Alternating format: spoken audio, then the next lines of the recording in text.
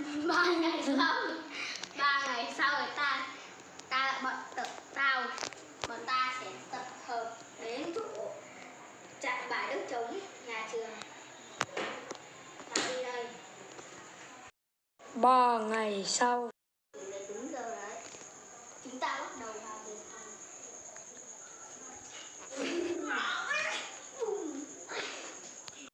Hết tập 1, tiếp tục tập 2. Tóm tắt tập trước. Hai bên bang phái đã quấn lộn rất là chuyên nghiệp. Hôm nay chúng ta sẽ bắt đầu nhé. Hi hi hi. Người được lắm.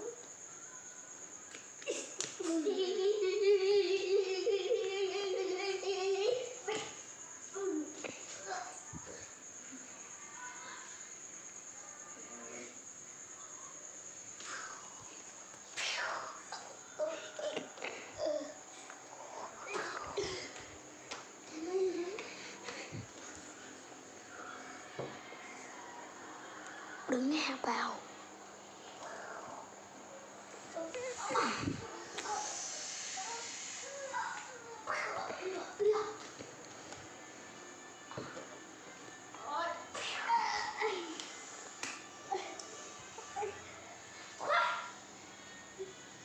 Đợi 1 tuần nữa ta sẽ đấu về tiếp. Bác kết liễu luôn. Bác bảo là không.